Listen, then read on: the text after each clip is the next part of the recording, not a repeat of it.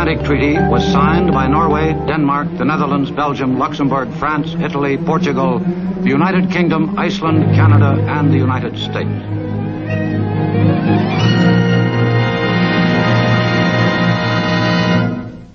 This union of 12 nations became known as the North Atlantic Treaty Organization, or more simply, NATO.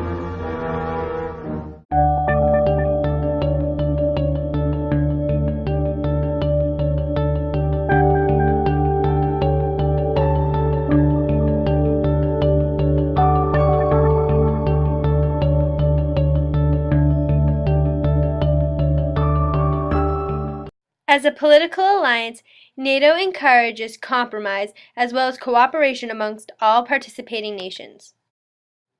As a military alliance, NATO promotes international peace and cooperation among armies to prevent future wars and feuds.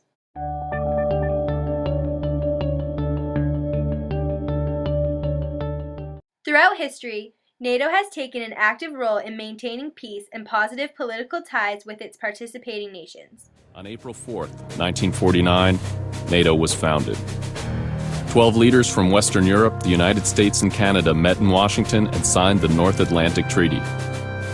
U.S. President Harry Truman said the goal of NATO was peace, not war. Men with courage and vision can still determine their own destiny. They can choose slavery or freedom, war or peace. I have no doubt which they will choose. NATO was formed at the end of World War II to create an alliance between Western Europe, the United States, and Canada. World Wars I and II and the Korean conflict proved beyond any doubt that when one free nation anywhere is threatened by aggression, the safety of all free nations is ultimately at stake. Today, the United States, keenly aware of its strategic role as a leader in the free world, has allied itself with other nations, dedicated to the preservation of peace and the welfare of mankind.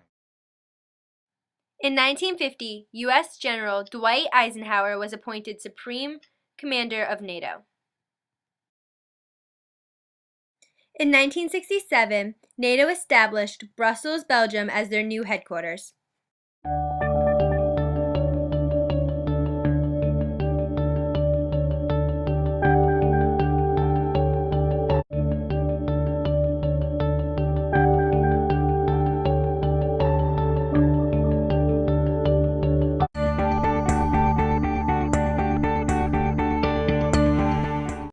In April 2009, NATO celebrated their 60th anniversary.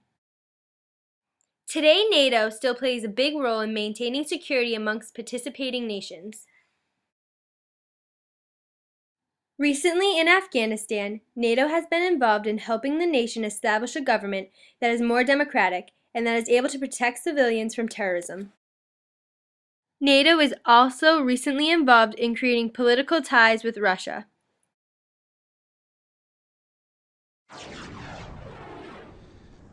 Tonight I'm on the Red Square in Moscow.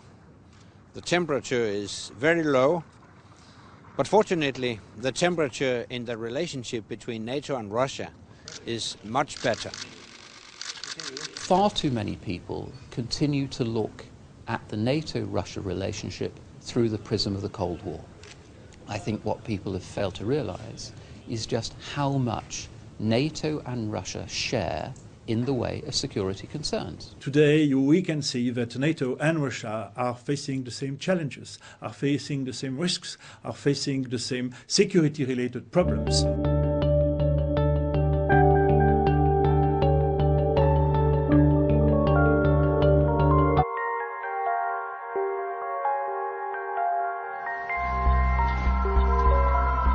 Minister, you're quite new to the job. What do you feel that you personally can bring on that front to the role? When I'm sitting together with the defense ministers from the other NATO countries, we are only a few women in the room, and at least I can say I laugh much louder than most of the men.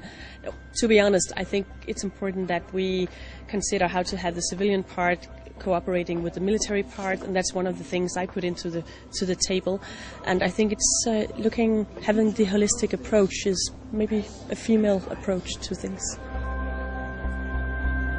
I know that there are no many women Minister of Defense in the world, but I can tell you that I have felt all the time since the first day as another colleague in NATO, in European Union, and also in the Ministry of Defense.